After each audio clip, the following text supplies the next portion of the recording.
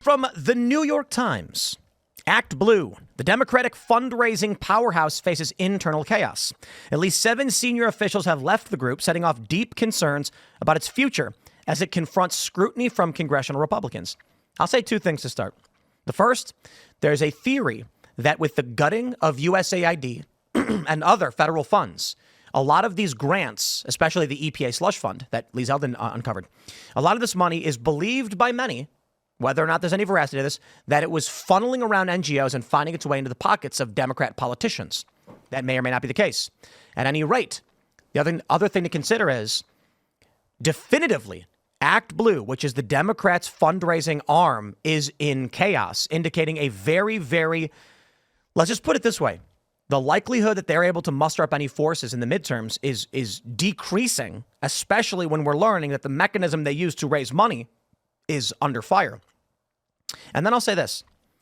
On Fox News today, it was, I believe, Cassie Hunt who asked Tim Waltz, one of the best questions I've seen anybody ask the Democrats in recent memory. She said, who's the current leader of the Democratic Party? And do you know what Waltz said? The American voting public. And she made a face. And I said, whoa. And then I stopped and thought about it. I want to ask you guys this right now and everybody listening. Who is the leader of the Democratic Party? I think you asked that question like 1 or 2 times ago when I was here, and I had no idea. I think Hakeem Jeffries seems like the most reasonable. Like, we were talking about how before... Hold on. I'm sorry. I got to pause you. Not who is projected to be. Yeah. Literally right now. Like, we know the head of the Republican Party is Donald Trump. Well, even before Trump did his address to Congress, right? And Hakeem Jeffries asked everyone, he's like, please don't bring props.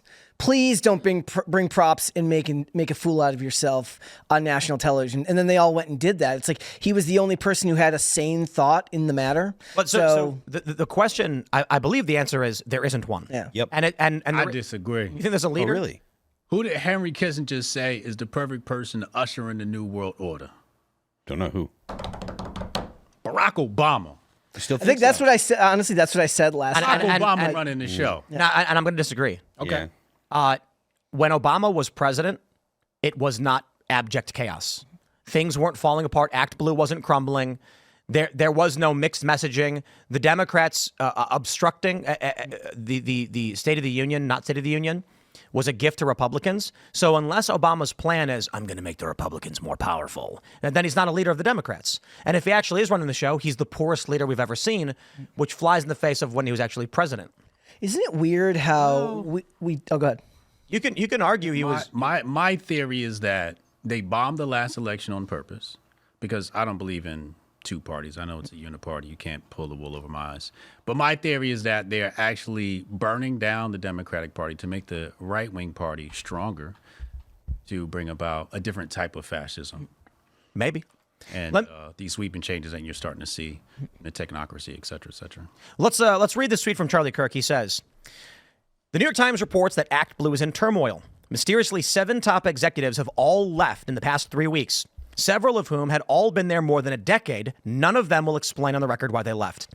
The last remaining lawyer at ActBlue's general counsel's office has been locked out of his email and put on leave after sending internal messages that, quote, we have whistleblower policies for a reason. 2 unions representing ActBlue employees are openly questioning the group's stability and call the situation alarming. They're demanding the hiring of an independent investigator. More than $16 billion has passed through ActBlue in the past 20 years. What could they possibly be hiding? Well, we've got a couple stories to give examples. We have this. From October of 2024, Treasury finds hundreds of transactions linked to fundraising platform ActBlue flagged by banks, GOP memo. Interesting, but I don't know what that... So, then we have this from the Daily Signal. Where does the money come from? Elderly Democrats say donations made in their name aren't genuine from January 8th, 2025. Now, this story actually goes back quite a bit. When James O'Keefe exposed numerous instances where individuals were making some, 5 to 10 donations per day of $20 to $25 to the tune of hundreds of thousands for the year that made no sense. The Daily Signal says 18 registered Democrats in Connecticut, all over the age of 70, appear to have donated $1.9 million to Democratic causes, including ActBlue, through hundreds of thousands of small donations from 2016 to 24, according to a review of the FEC filings by Dominic Rapini, a cybersecurity company CEO and former Connecticut Republican candidate for office. Curious about the donation patterns, Rapini tracked down some of the Connecticut residents and asked them if they really did make thousands of small donations, sometimes multiple in a day through ActBlue.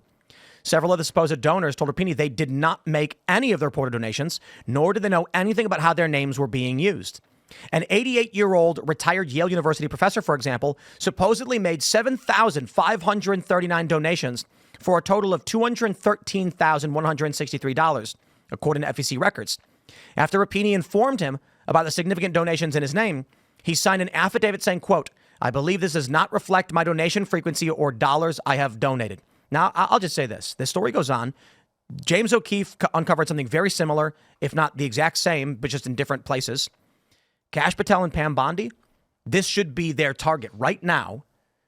If you've got a man signing a sworn affidavit, I did not make these donations, then you've got money laundering going on, and that's a fact. Is there not a way for them federally to look into the bank accounts tied to who made the donation? Because obviously the name is attached, but if the name attached doesn't correspond with the bank account, is there a way to check into that? I think maybe this is why well, the theory is, and this is all just opinion, I have no idea, ActBlue is crumbling because with a new DOJ in town, namely a Kash Patel, the people at ActBlue are running as fast as they can. But you don't think so? You think it's one big machine? Well, I think some of the stuff you said is absolutely spot on, right? So when we're dealing with the Democrats, there's going to be a lot of fall guys. Yep. Okay, a lot of people are going to go down who had orders from somebody else, and, you know, Sharon, Lisa, Tanisha is going to take the blame. We saw that happen in New Jersey. What was it, New York? Some dude goes down for, you know, some scammy stuff that Democrats are doing with the votes, et cetera, et cetera. But at the end of the day, you know, I understand how the world works, okay? I understand how the Western Empire works, okay? There is a pendulum that swings from left to right, okay? And we've seen this time and time again throughout history, okay? The left has gotten way too strong. It's gotten way too out of hand. People are pushing back against the leftist style, you know, the trans stuff, all of that stuff, right? So what happens? You swing things back to the right. Now, I saw this happening because you saw the media started to come in a little bit more centered. Mm-hmm. I don't know if you guys know that, but... Well, even Jeff Bezos, he's getting the Washington Post to open up opinion columns about free markets, things like that, even though the fact that Bezos and Zuckerberg have historically were going very much the other direction when the winds were blowing the other direction. Right. And then you got Zuckerberg coming out. He dressing like a rapper now. You know what I'm saying? Yeah. You can't fool me. So you start, and then all these guys are popping up, you know, next to Trump, et cetera, et cetera. So we're starting to see this swing to the right. And there's a lot of assistance that's happening from the Democratic Party to help that move along. You saw the canon of Jay Reid, Joyanne Reid, I call her Jay Reid, got rid of her. Then they brought the new black lady in there. She's way more centered and, you know, makes more sense, is not so fringe. You got Stephen A. Smith. Stephen A. Smith is doing conversations. He's got a huge contract extension with the addition of allowing him to talk about politics. You think? Don't you think that the swing of the voters has an effect on this? Like, I feel like the results of the election, considering how many counties went for Republicans versus how many went for Democrats, which is I don't think they picked up any counties. I think the Republicans picked up something like 20 counties nationwide or something like that. And you know, winning the House and winning the Senate. Don't you think that has an effect on why they're doing this? Yeah, but I mean, can you give the voters that much credit when you got a dead body as a president and an idiot as the person that ran, and she didn't even get the votes to run. They just installed her, said, "Oh, you're going to be the nominee." Like there was no. Well, if it was something that it was. There was no competition. Is my point. There was no competition. There was the Democrats had nothing. Yeah, but I don't think that's because I don't think that's by design. I think that they didn't have any leaders that were actually compelling to run. That's why they went with Biden. Well, they didn't go with Biden.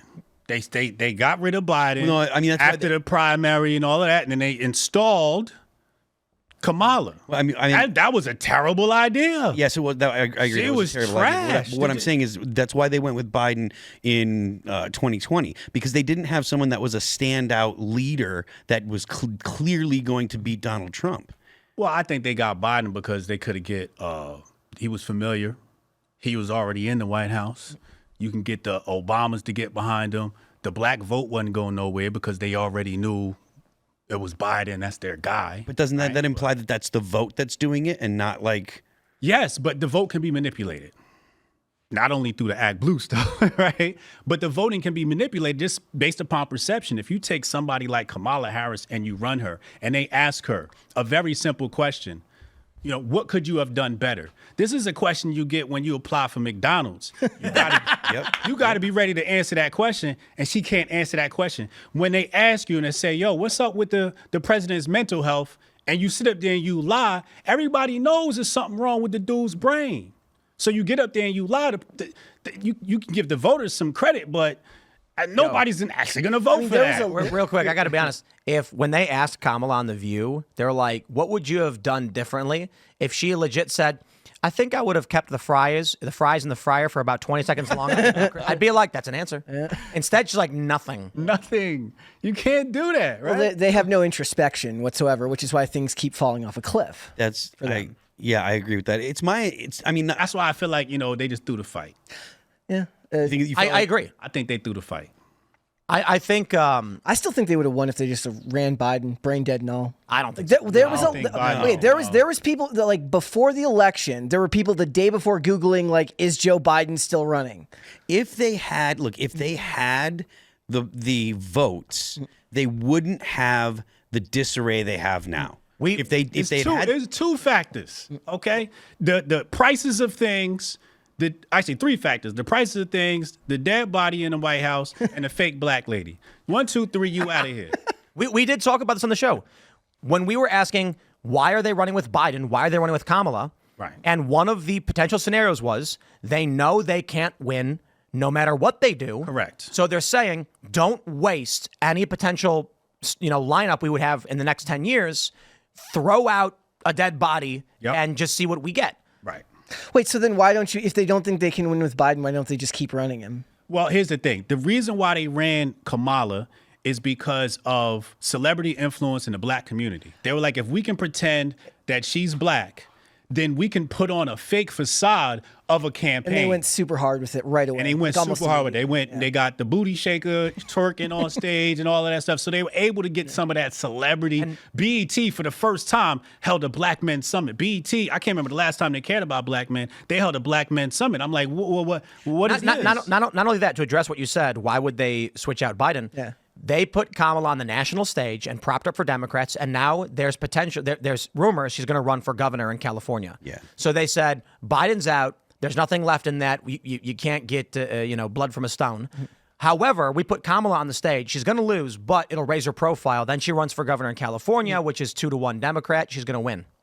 Okay, makes sense to me. I mean, I still feel like the reason that the Democrats are in disarray, the reason that things are going on at ActBlue, not just because the Republicans won and you got people like Kash Patel, but it's because they have no leadership, and they have no leadership because they don't know what their platform is anymore.